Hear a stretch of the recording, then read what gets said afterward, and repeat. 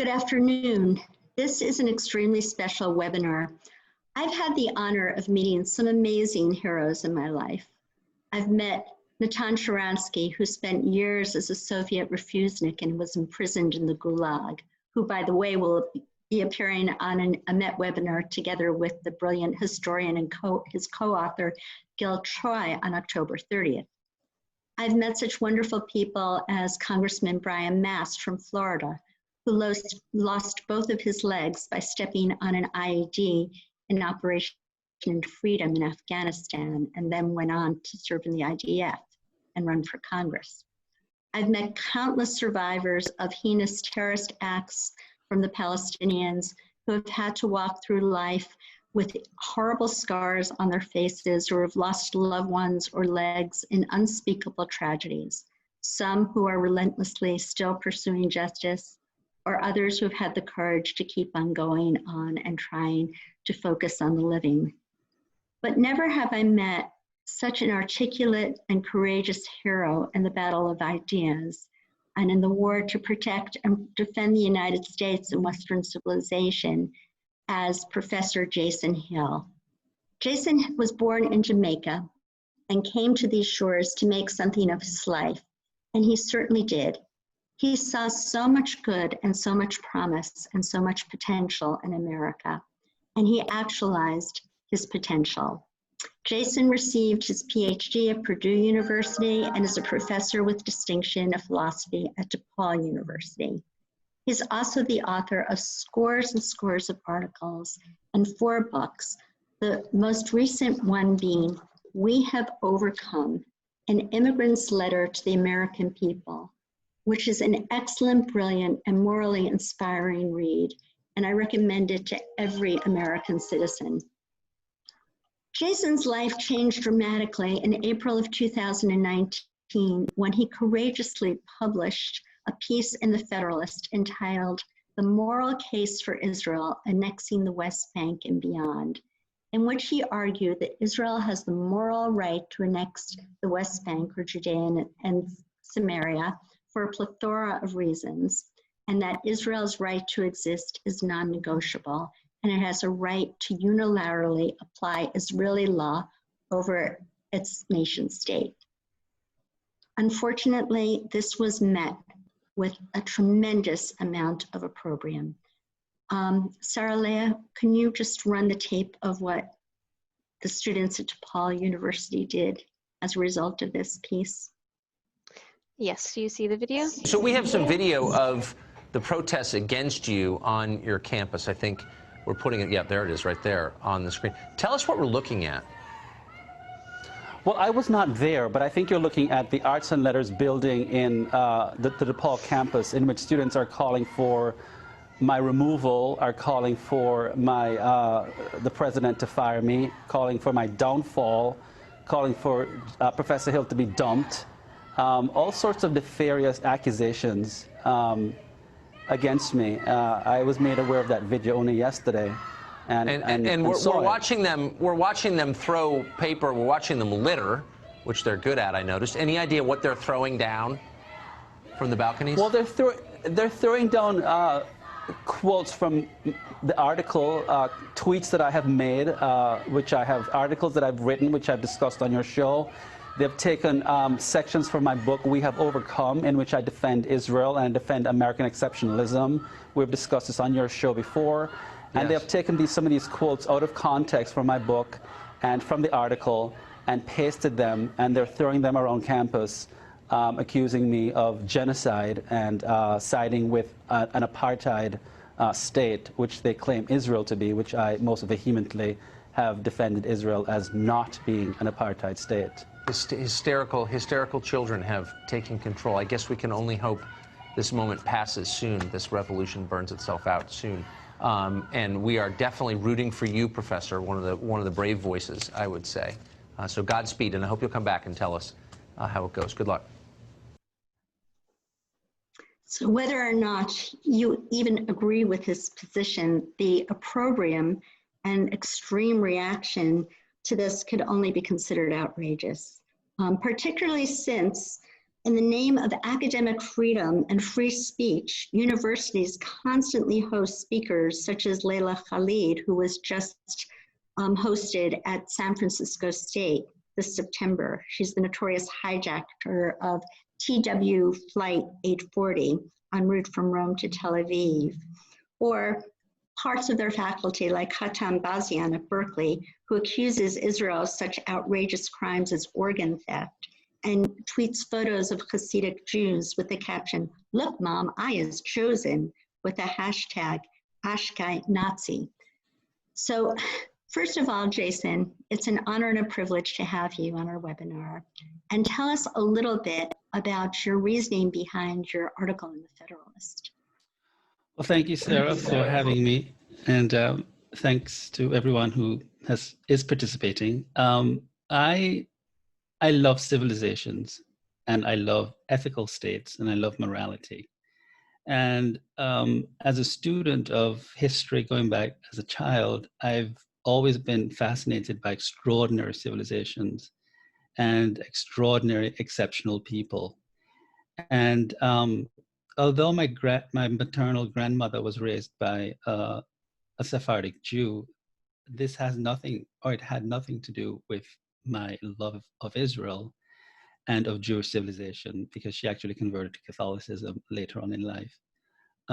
But I thought that the Jewish nation, from its inception up until its refounding in 1948, and more importantly, Jewish civilization, to me, was the most extraordinary civilization that had ever existed. And I had watched, and I have been watching for decades now, and I'd written about it in my very second book, a whole chapter devoted to Jewish exceptionalism, which is an obscure academic book that very few people read.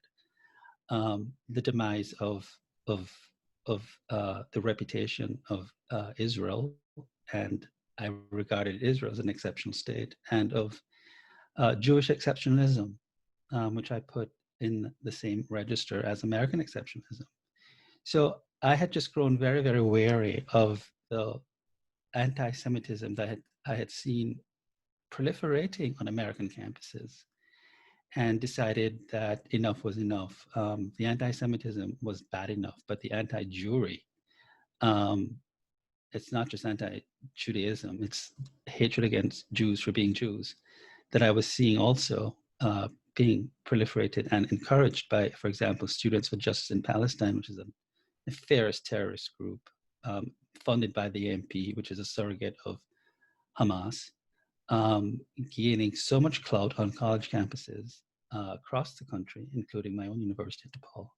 I thought I would write this article because I had studied the history of Israel quite carefully, and realized that Judea and Samaria were properly the land of Israel, and that the Israeli people had been, the Jewish people, I should say rather, had been denied what was their birthright. And I decided to pen this article as a defense of Netanyahu's, Prime Minister Netanyahu's decision to annex Judea and Samaria if he had won his fifth term. So that's it. That's the motivation.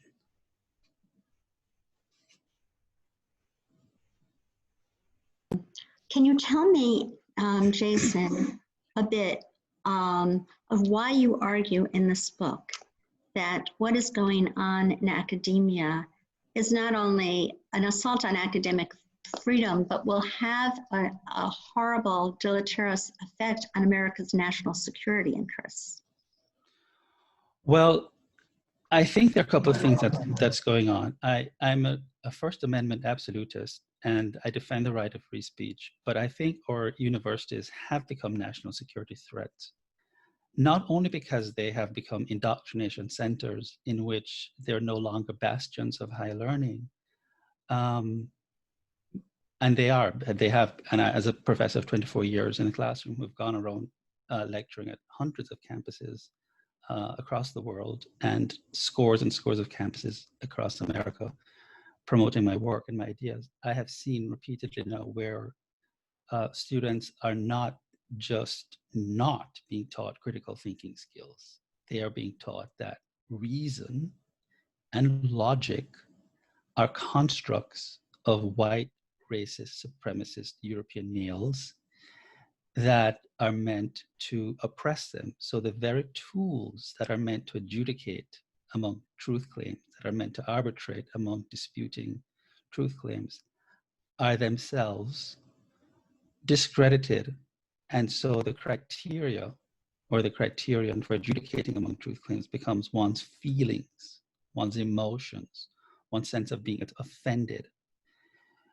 That's not a sufficient condition, I think, for being a national security threat to a nation. But when you couple the divestiture of that's going on in terms of ill-equipping people to think critically, and then you turn our universities into bastions of civilization, or into bastions of indoctrination centers, and then you have these disciplines that are not scholarly disciplines, but are activist disciplines like Black studies, like post-colonial studies, like women's studies, like queer theory, like gender studies, Chicano studies, ethnic studies. Ethnic studies is one of the worst of them. They're not academic studies. What they are activist studies that intend to decolonize the syllabus, which means decolonize knowledge, which means to divest it of all European and canonical thinkers. And they act as inciters of violence. And we see this on college campuses now in terms of when conservative speakers decide to exercise their First Amendment, it resorts quite often to acts of physical violence. Then we're talking about universities becoming national security threats. I've often argued that the route to tyranny, or to peace for that matter, begins and ends at the classroom door. We have to remember that the first institutions to adopt Nazism in Weimar Germany were the universities. And the philosopher Martin Heidegger fired his first graduate student, Edmund Husserl, the founder of phenomenology, for the crime of being Jewish.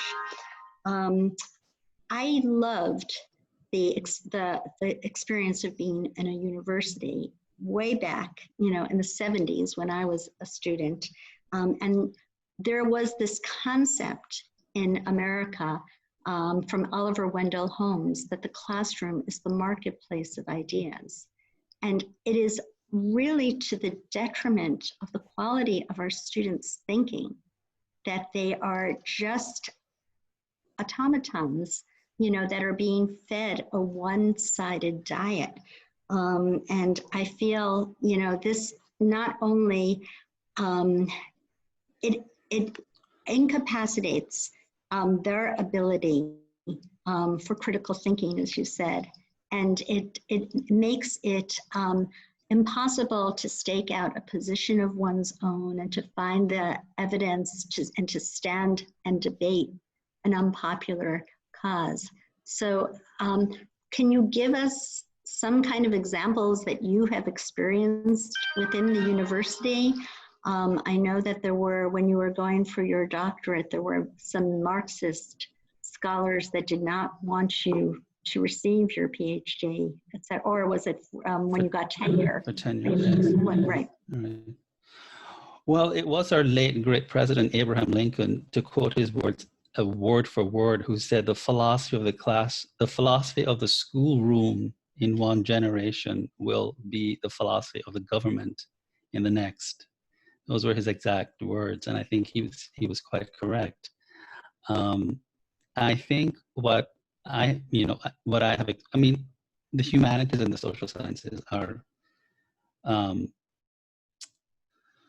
filled with, the professoriate in general in those disciplines are filled with anti-Semites, anti-American. They hate America, they hate capitalism, they hate individualism, they hate the idea of self-reliance, they hate the idea of progress. They hate the idea of universalism. They are dominated by the doctrine of postmodernism, which goes against the values of the Enlightenment. And they are systemic nihilists. They have been growing since the 1960s, again, with these fake disciplines that arose during the civil rights, or after the 1964 Civil Rights Act was passed, which is a wonderful thing. But it gave rise to a bunch of power lusters who wanted revenge, who thought that the Western civilization had kept them outside the domain of the ethical, outside the pantheon of the human community. Paradoxically, it was that same Western civilization that provided them with the emancipatory tools and the moral vocabularies that liberated them and freed them, including, I must say, and I dedicate a big part of my book to this, the unsung heroes, who are the Jews that played an incredible role in the civil rights movement, both financially and in terms of time. The civil rights movement, I got into a lot of trouble for saying this, would never have gotten off the ground had there not been Jewish money and moral and legal participation. So this, for me, I don't like to talk too much about my personal experience because it takes away from the larger systemic problems in the academy. I've faced Maoists and Stalinists and Chavists in the universities, and in my university, of course, who just simply hate outliers, hate people who defend Western civilization and the values of the Enlightenment, because they are nihilists at heart. That is, they do not like the kind of universalism and foundationalism that underscore the Enlightenment project, that would seek to unify humanity under some kind of universal law, some kind of civic mindedness that would bring us all together under a community of individuals that would still allow us to be unique, celebrate heterogeneity, celebrate pluralism, but would still foundationalize certain norms and mores that are conducive to civic cohesiveness and civic mindedness and social cohesiveness and what we call a civilization that bind us all together. They're social disruptors, they're existential threats. And this has been going on for some time. We could trace it back to the Frankfurt School of critical theory, going back to Horkheimer and so on. But that would be the subject of another very scholarly webinar. But we could, going back to the 60s and going back to the left's alliance with Yasser Arafat, who suddenly invented Palestine in, I think, 1964. To answer the second part of your question, Sarah, I think there is something that worries me, that the poverty industry and the victim industry is growing in this country. And the left, it's a cash cow, first of all, and this notion of intersectionality is also a cash cow.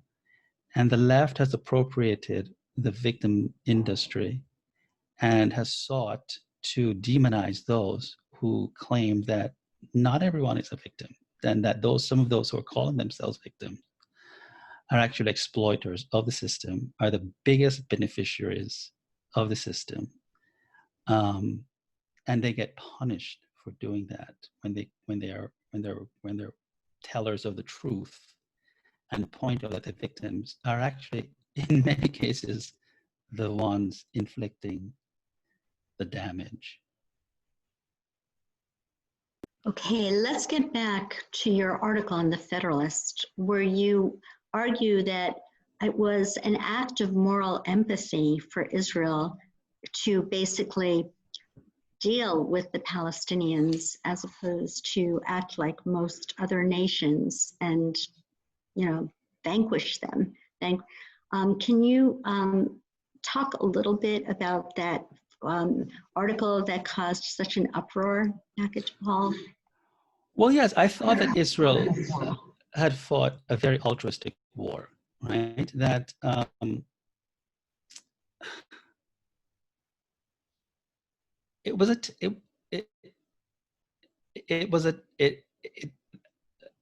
a war was launched against it. And right shortly after the 1948 founding of Israel.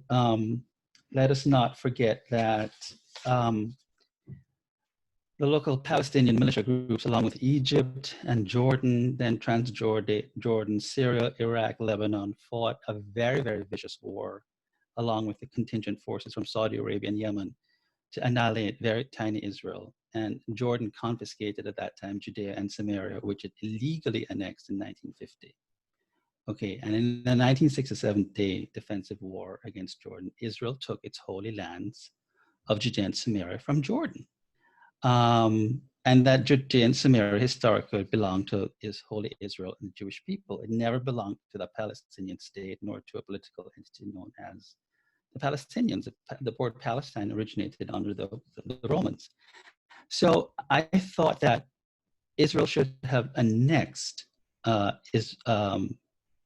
Judea and Samaria once it properly, legally recaptured those lands in 1967.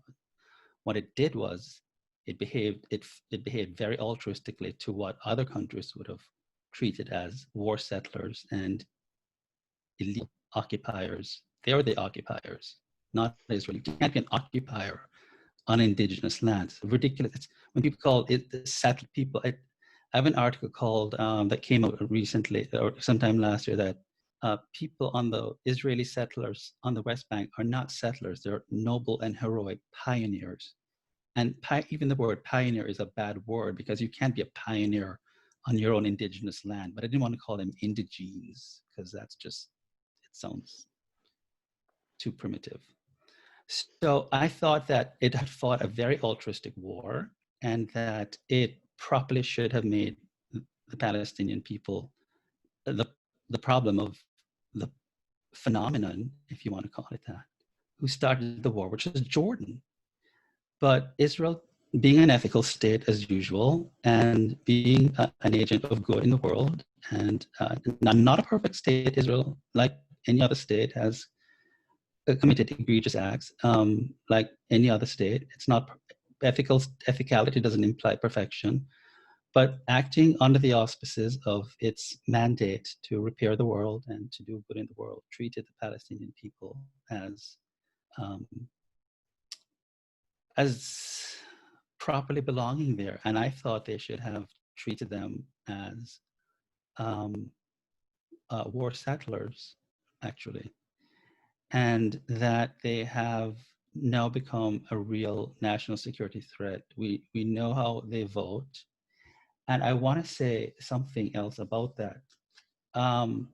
When you look at Israel behaving altruistically, you know, how did something like the Joint List become a part of the Israeli Knesset? I don't know of any other country. So who's the Joint? The Joint List is, you know, determined to lead the opposition. And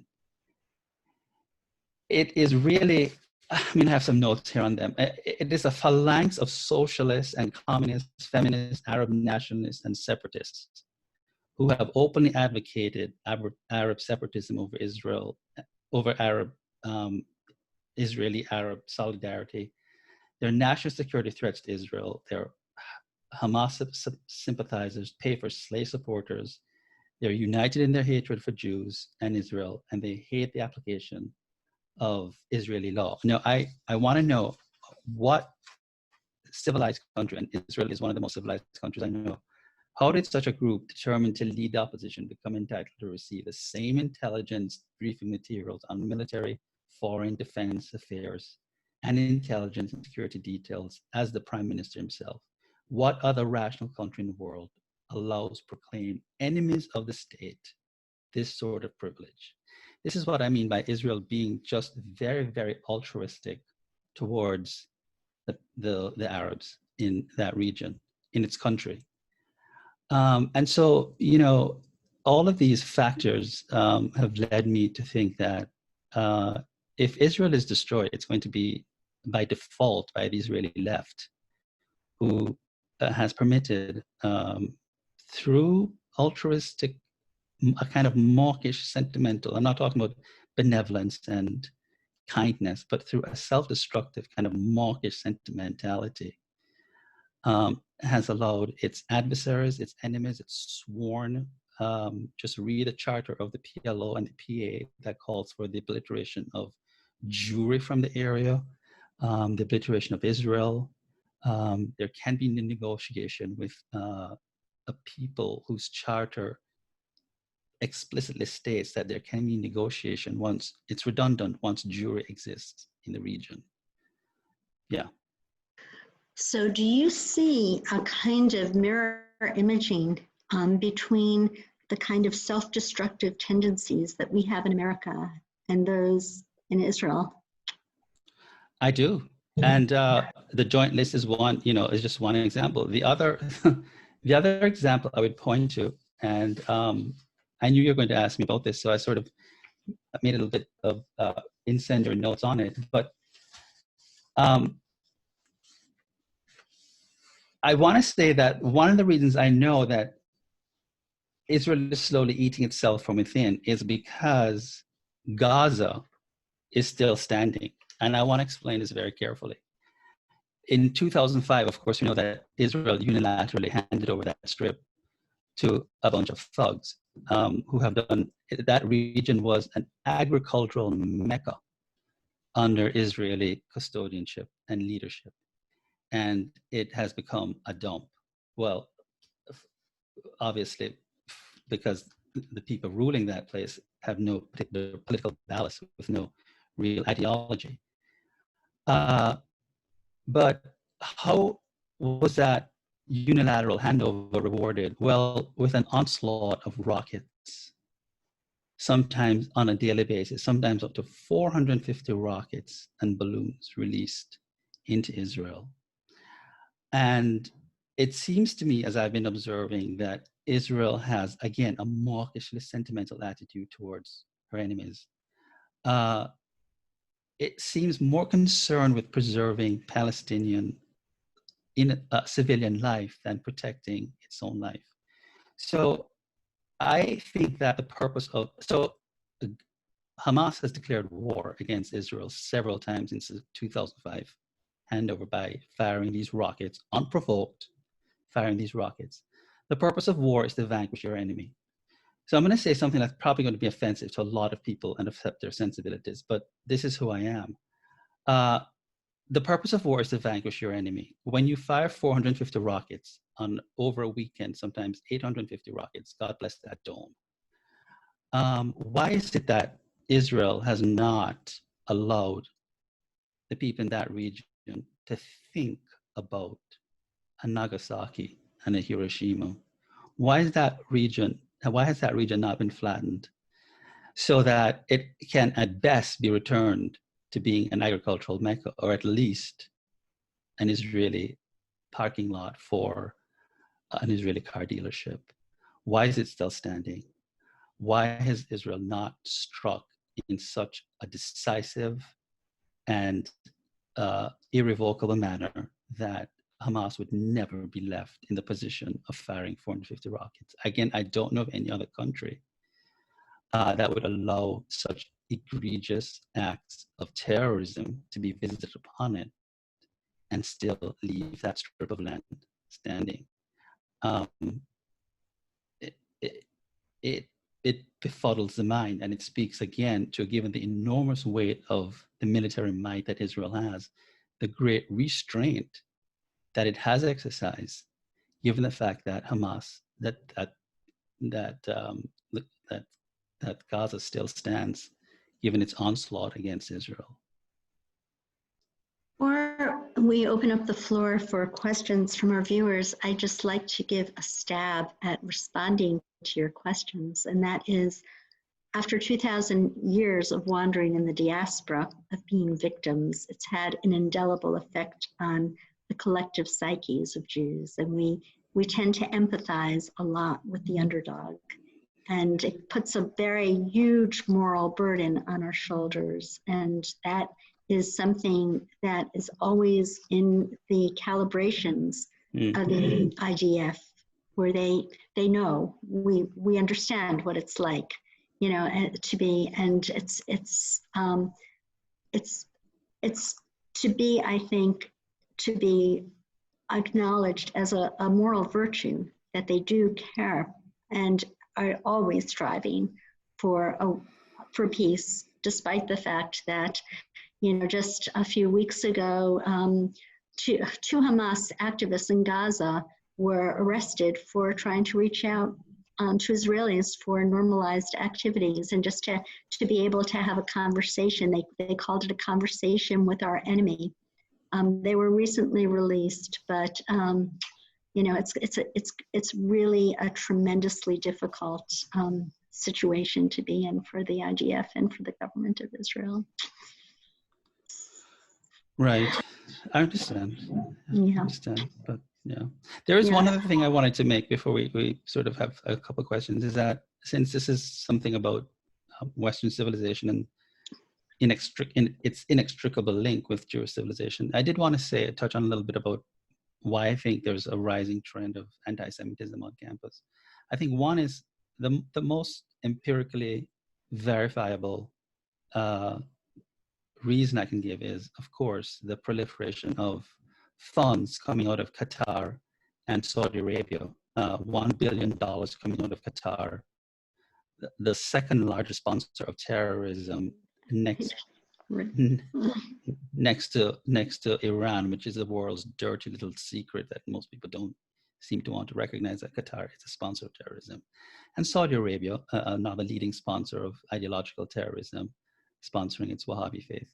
$1 billion going to about 150 universities from Qatar, and Saudi Arabia giving millions and up to $1 billion to about 130 schools, funding these Middle Eastern studies programs. These Middle Eastern study programs are not nice little academic scholarly programs. They are warmongering, hate spreading programs that come with conditionals, and they disseminate into all vectors of the humanities, social sciences and the humanities. And you wonder why there's so much anti-Semitism. Look at the syllabi, look at the course descriptions coming out of these Middle Eastern studies programs. Look at their alliances with the Student for Justice in Palestine, and you will see anti-Semitism such as you would have never seen.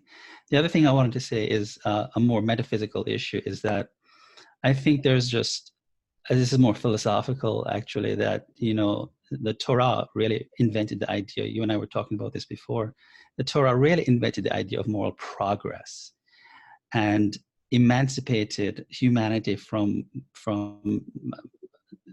a cyclicality of humanity, that is, each generation or each just going through the motions like animals. Animals live a very cyclical and biological life. And I think prior to the Torah, which taught that man was not a part of nature, but was separate from nature, and taught him how to abstract himself from nature, and gave him a godlike nature, and showed him that he didn't have to adapt himself to nature like animals, but adapt nature to suit his needs in service of God's command, was an enormous contribution of the Jewish civilization to Western civilization. That is, the Torah really introduced the idea of progress. Another thing I think is that, and Dennis Sprague has written about this, that the Jews were God's attempt to create a new people and a new moral order, a nation of priests and prophets, and a holy nation to bring ethical monotheism to the world. And I think on some maybe subliminal or unconscious level, people are very, very resentful of the people who have brought ethical monotheism and moral foundationalism, which have become part of the Enlightenment project, but even before the Enlightenment project, part of the Christian morality that has suffused and is an indelible part of Western civilization. Right. On the second part, I have to say that of course you're resented if you want to be a conscience, if you want to introduce, some moral code. And so that makes a great deal of sense. And as I said to you before, Jason, I never thought my Catholic Jamaican-born friend would be a source of theological inspiration to me as a Jew. But in terms of their first point that you brought up, and the funding, the tremendous funding that Qatar and Saudi Arabia have been giving, and Qatar has now outpaced Saudi Arabia. The most, to me, inimical part of all of this is that in order to get the money from, according to Title VI of the Higher Education Act, they have to do teacher training workshops for teachers of kindergarten through 12th grade. Mm-hmm. And the book that they use is usually Audrey Shabaz's The Arab World Studies Notebook, which is brought to you by AWARE, which is basically a conglomeration of Saudi-funded institutions. And it has the poetry of Mahmoud Darwash in there. Like, it's a read. And there's absolutely, to me, it seems absolutely logical that by the time a student graduates and they've gotten this as a young person, that they, despite the fact that there are so many horrific nations in the world with human rights abuses like North Korea and China, and, Russia, the one nation state that young people feel that they have got to lobby against when they get to university is Israel. And Qatar has been funding public school education, Arabic lesson. And this is something that we really have got to do something about. It's something that I've been working on for years, but they've given upwards of $30 million to public schools from New York to Seattle, all across the country, essentially to teach Arabic, but nothing is for free, and they get a great deal of propaganda with that Arabic language. So this is something that I am so intent on working on in EMET. So in the time remaining, I'm sure some questions have come in. Sarah Leah, can we open up the floor for questions? Of course. Thank you so much, Professor Hill, for all of your insights so far. We have gotten a few questions in, and we'll try to get to as many as we can, but our apologies if we run out of time.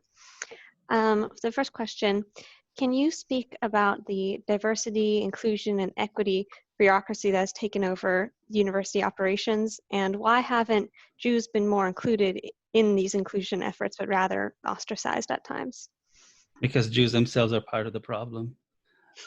Left-wing Jews are the biggest. A lot of many of them, of course, occupy positions in academia, both as provosts and as deans. And I'm going to be very blunt here. As I said, if anyone destroys Israel, it will be by default by those left-wing Jewish individuals who have no idea how their enemies are taking advantage of them. It's the same thing in academia. The equity, diversity programs, and let's be clear, these are programs that mandate that equity.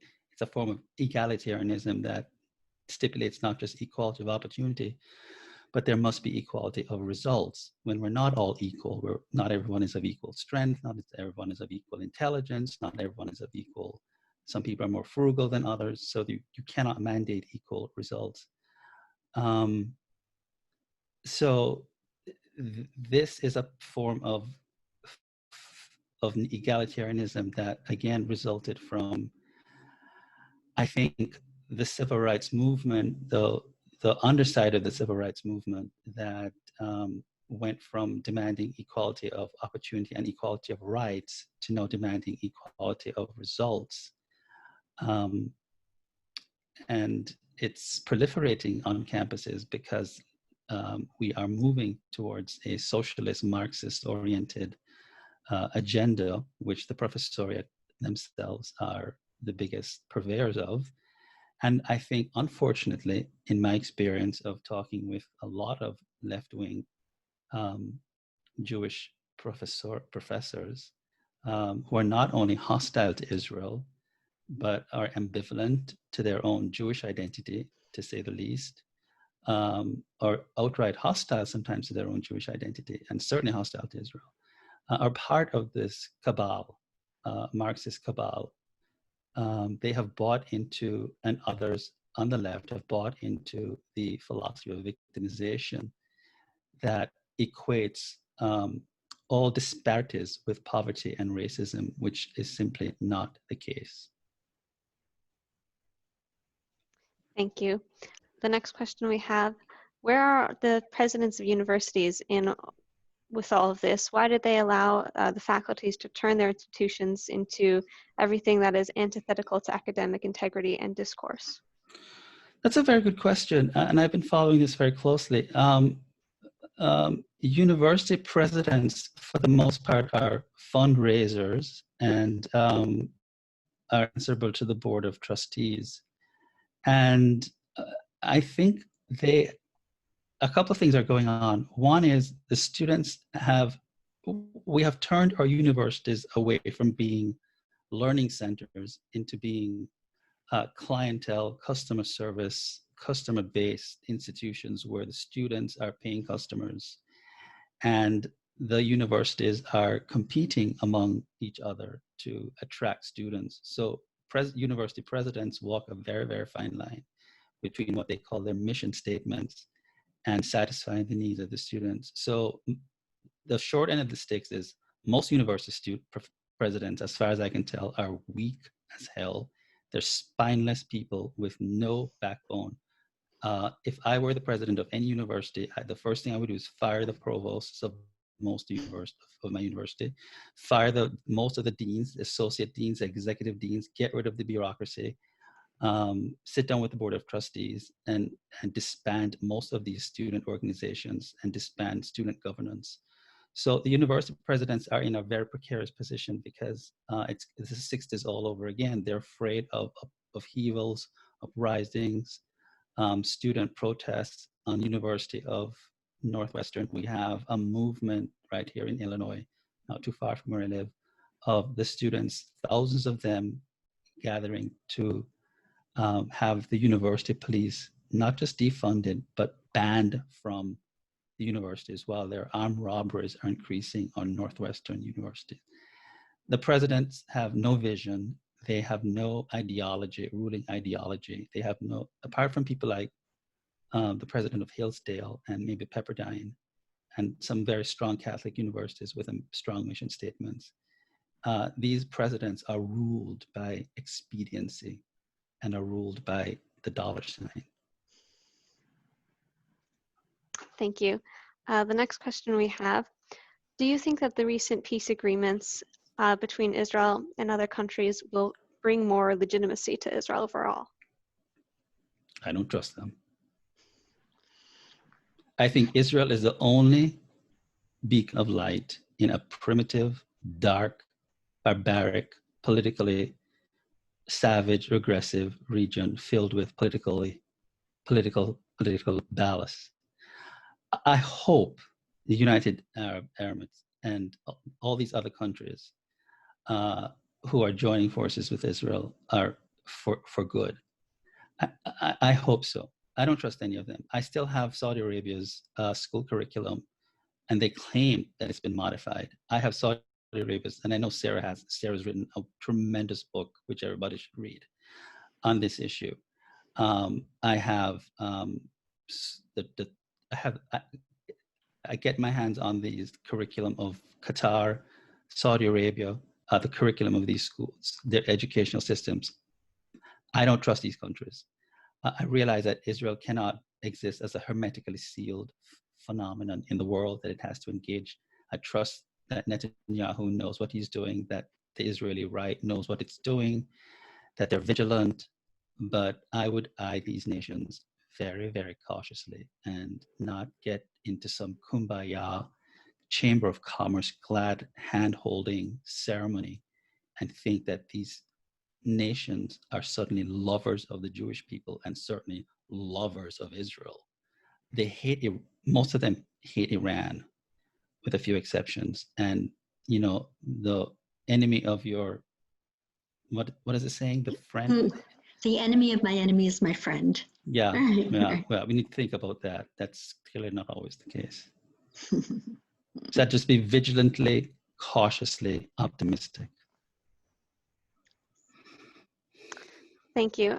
Sarah, we actually got a question if you could share what your book is for those who are interested in reading it. Thank you. It's called, thank you very much for the plug. I've never plugged my own book before. It's Saudi Arabia and the Global Islamist Terrorist Network. It was put out, and it says America and the West's Fatal Embrace. That's the subtitle. And it was put out by Palgrave Macmillan in 2011. And I really would like to write another one about Qatar. And just speaking a little bit more about Qatar, unfortunately, the administration signed a $26 billion arms sale with Qatar. And Qatar is working together with NASA and the Smithsonian. And it is a tremendous disappointment that we are allowing ourselves to be bought, and we're allowing our students' minds to be bought. Our students' minds is the most precious commodity that we could possibly have, and they should not be up for sale. Absolutely. Thank you. For the next question, what can we do about all this? And have you seen any signs of Jewish organizations getting involved to address anti-Semitism on universities? Not on universities because they're scared, and there's a ghastly phenomenon called Jews for Peace. I don't know what Sarah, you would know them better. They've turned against me. What are they called? Jews for Peace and Justice. Jews for Peace and Justice in Palestine. There's so many of them. Yes, Yeah. they have sided with the Students for Justice in Palestine against me. Even Hillel wouldn't support me on campus. It's really quite unfortunate that conservative Jewish students on campus are I cannot emphasize this more emphatically, are scared to death because those Students for Justice in Palestine, that thuggish organization that I wrote to William Barr, an open letter that went viral, asking him to investigate the 200 chapters that exist on American campuses. And I'm a First Amendment absolutist. However, when you engage in violent actions and when you incite violence against not just Jewish people, but anyone who rejects the orthodoxy of their platform, every one of those 200 chapters should be evicted from every college campus because they are incitement to violence. Conservative Jewish voices are deathly, deathly afraid to speak out because they do not, let me say this, they do not have the backing of any, and I almost will want to speak categorically here, any administrative body on campus. The administrative bodies on campus side overwhelmingly with the Students for Justice in Palestine or with the victim mongers of any ilk, whether they of any persuasion. And the dissenters, the dissentiates, I like to use that word because John Stuart Mill used it, the dissentiates are demonized as victimizers and as the unruly, unorthodox ones. So I don't know if I've answered the question, but I don't see any movement that has any kind of real traction of fighting the. One cannot emphasize what a coercive stranglehold these radical Marxist left-wing jihadists have on campus. It is terrifying. Thank you. The next question we have, could you elaborate on the demand for inequality of results and what exactly is meant with that statement? Right. So egalitarians on the left have the idea that, we all should have equal opportunity, which I don't even see how you can have equal opportunity. Because opportunities are often created by people's values and people's principles. And so, a mother who raises her child and works 3 jobs to send him to school, and he ends up at Princeton, is going to have more opportunities than someone else. So, but let's grant that everyone has equal opportunities. A country is open to making sure that everyone, through equality of rights, will have equal opportunities that will not be discriminated by the law. To legislate equal results is impossible, because equal results means that if you give, let's say you give each person $10,000, there is one person who will take that $10,000 and pay down on a Cadillac. There's another person who will take that $10,000 and invest it right away in some kind of stock. There's another person who will put it in a savings bank, save a checking account, and inflation will eat it up very, very quickly. We all have very different talents, and we all have very different values. And the outcomes are dependent quite often on our values, our principles, our sensibilities. You cannot redistribute values and principles. You cannot redistribute the ways in which people utilize their internal resources, their cognitive resources. That is something that, short of a bloated totalitarian dictatorial state, centralized planned economy in a free society, you can't legislate outcomes. It's premised on the idea that we're equal. We're equal before the law, and we're equal in the eyes of God as having intrinsic moral dignity. But in terms of being equal in other areas, we just know we're not. I'm not the equal of Usain Bolt, my fellow Jamaican runner. He's a better athlete than I am. I'm not the moral equal of Moses, and I'm certainly not. There are many people who are morally superior than I am. I'm certainly not the intellectual equal of Einstein. And I'm willing to say that there are people who are better than I am in many, many respects, and therefore they are going to produce results. I have a friend, I think I'm smarter than he is, but he's a hedge fund manager and he makes millions of dollars. I'm a college professor. I think the disparity there is in the marketplace of capitalism is proper. I make a professor's salary. He handles billionaires, money, finances of billionaires. He's going to make more money. How can you legislate? And we're both Black, so that disparity based on race falls short. How can you equalize results in a free society? It's a bunch of malarkey. Thank you. And we have time for a few more questions. How many university professors do you think truly understand anti-Semitism as in a similar fashion to you, if any? Well, this is a very difficult question to answer because it would presuppose a kind of empirical study on my part, which I have not done. But as a professor of 24 years in the classroom and observing the professoriate in the humanities and the social sciences, which I think is really where the problem arises, a lot of professors like to say, we're not anti-Semite, we're just anti-Israel, which I think, again, is, I don't trust it. I'm not buying it.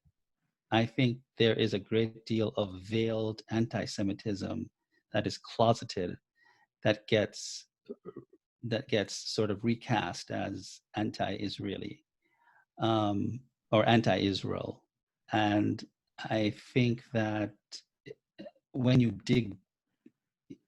scratch an anti-Israel, and you'll find an anti-Semite if you scratch deep enough, because there is something about the state of Israel that is constitutive of Jewish identity.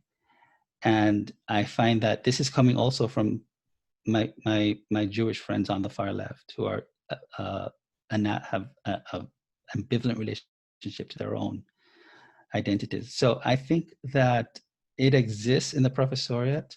I think it is very thinly veiled, the anti-Semitism. I don't think they're there to bring it to consciousness, but I think it gets translated in a more acceptable manner, which is to say, I'm anti-Israel. No, how can you call Israel a genocidal apartheid state, which means you're indicting a lot of the Israeli people as genocidal warriors, as apartheid upholders, as criminals who happen to be Jews, without in some sense holding anti-Semitic sensibilities. I'm not buying it either. There's a lot I'm just not buying. Thank you. And for our last question, which you may have touched on earlier, what are some action items that we and our listeners can do to fight anti-Semitism on campus? Well, yeah, I think in the moral division of labor, a multiplicity of actions can be taken at the same time. One is to, do exactly as we're doing here. Take no prisoners, call the shots. I think we should begin by defunding, encouraging we don't know who's going to win this election yet, but anyway, defunding the universities that promote this kind of anti-Semitism, that promote, that do not allow free speech to have its proper role on campuses, that promote anti-Americanism. I don't want a federal government mandating curriculum, but at the same time, I don't see why taxpayers should be paying and funding universities that actively promote scholars that propagate anti-Semitism in their classroom, that call Israel an evil, wicked, genocidal state, that call America an imperial, evil country. So we need to defund these universities. We need to encourage alumni to take their money away from these universities so that some of these welfare scholars are out of jobs and that they're held accountable. We need to put forth a drive to have more ideological diversity in the universities, where Jewish conservative voices such as mine, I'm an independent conservative, and independent conservative voices, even Orthodox conservative voices of all ilks, are allowed in the marketplace of ideas to issue rejoinders. And I think I'm very ambivalent about what I'm going to say here, but I think that at least from the K through 12, in our public funded schools, there's nothing wrong with promoting a pro-American, pro-patriotism ethos. I'm not talking about indoctrination here, but there's nothing wrong with inculcating in students an appreciation for the greatness of their country, for the unprecedented nature of their country, and still equip them with the critical thinking skills to question authority. But what we're having is the exact opposite. We're teaching children that if they're white, they're racist, but at the same time telling them that if they're Jews, they are apartheid Arab killers. The hypocrisy is strange. So I think defunding, encouraging alumni not to support their destroyers. There's no reason why businessmen and women should be supporting their destroyers in the universities. Universities are anti-capitalism, anti-reason, anti-logic.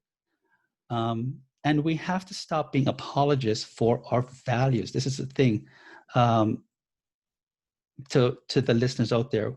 We are apologists for exceptionalism, and we have to keep on fighting for the things that have made us great, for the values and the virtues that have allowed us to withstand divisiveness and to have repaired and to have come together and heal.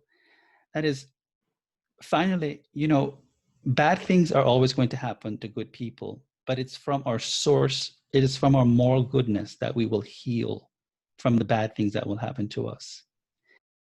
And those values that have made us great, which are forged in the crucibles in religions, in Western civilization, are those values that are going to help us when our republic crumbles, and it probably will crumble. And it's going to take a set of strong, committed people like us to rebuild it from scratch. So probably I'll just end there.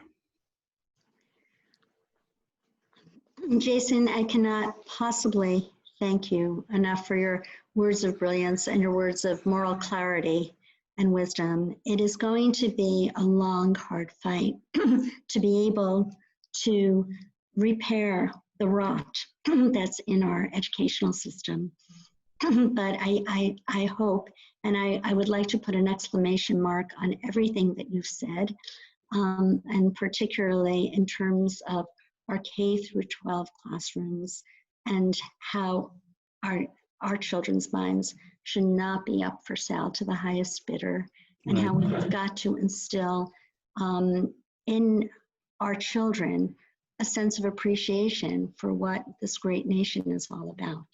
Otherwise, they will be mired down with moral ambiguity and moral relativism, and our enemies mean business, and they're looking at the long haul, and we are just not thinking about the big picture. So we've got to be able to prepare our students to defend Western civilization and the values that we all hold dear. I can't thank you enough, Jason, and please soldier on in our wonderful fight. And thank you. Okay, and thank you everybody for joining in. Next week we will have Barak Bakhtel, who is a wonderful Turkish dissident who is right now living on a Greek island to shield himself from Erdogan. Of course, if anybody can find the resources to support EMET, we have been unfortunately hit hard by COVID-19, and some of our funders have defunded us. So in order to be able to continue in our really important work, please go to www.emetonline.org. Thank you so much, and thank you so much, Professor Jason Hill. Thank you for having me.